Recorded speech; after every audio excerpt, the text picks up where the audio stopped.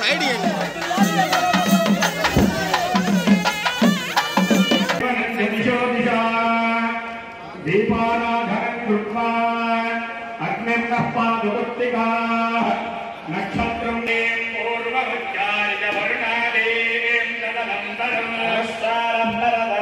ప్రతి ఒక్కరు రాంబాబు గారికి సంఘీభావం తెలపాలి. నా తల్లిదండ్రులు నాకు కూడా అలవాటు చేస్తున్నారు.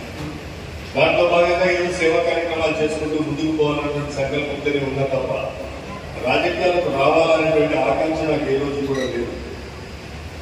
కానీ 2009వ సంవత్సరంలో మెగాస్టార్ చిరంజీవి గారు పార్టీ స్థాపించడం, వారి పార్టీ తరఫున నేను నిధులు నియోజకవర్గంలో పోటీ చేయడం, చిరంజీవి గారి ఆశీస్సులు నిధులు నియోజకవర్గ ప్రజల ఆశీస్సులతోటి మొదటి దఫా శాసనసభ్యుని కావడం జరిగింది అని చెప్పేసి వివరిస్తా ఉన్నాను.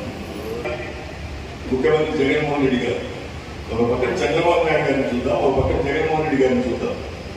చంద్రబాబు నాయుడు గారు చెప్పేవన్నీ అబద్ధాలు. ఉదాహరణకి 2014 సంవత్సరంలో నేను కూడా ఆ పార్టీ తరఫున పోటీ చేసిన.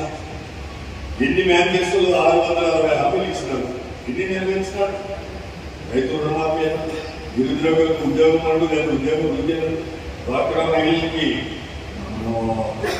రుణాలు రద్దు చేస్తారు, బంగారం ఇస్తారు, హామీలు ఇస్తారు, స్థలం ఇస్తారు, ఏమని ఇచ్చినాడా? అదే జగన్మోహన్ రెడ్డి గారు నవరత్నాల ద్వారా చెప్పిన మాట చెప్పినట్టుగా కట్టుబడి ఇస్తూ పోయినాడు. ఒక ఎస్సీ ఎస్టీ బీసీ మైనార్టీనే కాకుండా అగ్రవర్ణాల్లో ఉన్నటువంటి పేదలకు కూడా ఈ ప్రభుత్వం అండగా నిలబడింది అనేది కూడా మీరందరూ గుర్తించాలి. కేవలం ఏదో పూర్తి చెప్తా ఉన్నారు, మేము అధికారంలోకి వస్తాం, మేము అధికారంలో వస్తున్నాం. అది జరగని పని. నేను వైఎస్ఆర్ కాంగ్రెస్ పార్టీలో పోటీ చేస్తూ నేను ఆ మాట అంటల్లా, నేను పోటీ చేస్తూ ఆ మాట అంటల్లా, నేను పోటీ చెయ్యనని చెప్పిన రోజు కూడా చెప్పిన ఖచ్చితంగా వచ్చేది వైఎస్ఆర్ కాంగ్రెస్ పార్టీ ప్రభుత్వమేనని చెప్పిన మాట మీద నిలబడమే కాకుండా అన్ని విధాల ఈ ప్రజలకు అండగా ఉండాలని సంకల్పంతో ముందుకు పోతున్నాను. తన ప్రణాళికలు నడుపుతున్నాయి. వీళ్ళేదో ఊరిగా నాటాడు సభ్యులతోటి ఏదో అధికారంలోకి వస్తామని చెప్పేసి అనుకుంటే జరగని పని. 100% వైఎస్ఆర్ కాంగ్రెస్ పార్టీని రెండవ పర్యాయం జగన్మోహన్ రెడ్డి గారు ముఖ్యమంత్రి కావచ్చున్నారని కూడా సమాజం గుర్తించాలి. ప్రాతిపదికనే కాదు, ఈ సమాజంలో ఎవరు ఎట్లా ఉన్నారని గమనించాలి. మిగిలిన సమాజం కూడా నా స్వార్థం ఏం లేదు.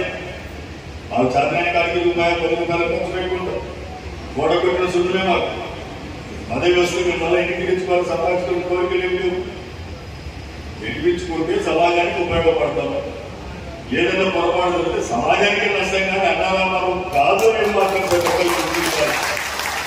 మరిన్ని వీడియోస్ కోసం ఛానల్ ని సబ్స్క్రైబ్ చేయండి. లేటెస్ట్ అప్డేట్స్ కోసం వాట్సాప్ ఛానల్ ని ఫాలో చేయండి. అండ్ లింక్ డిస్క్రిప్షన్ లో ఉంది.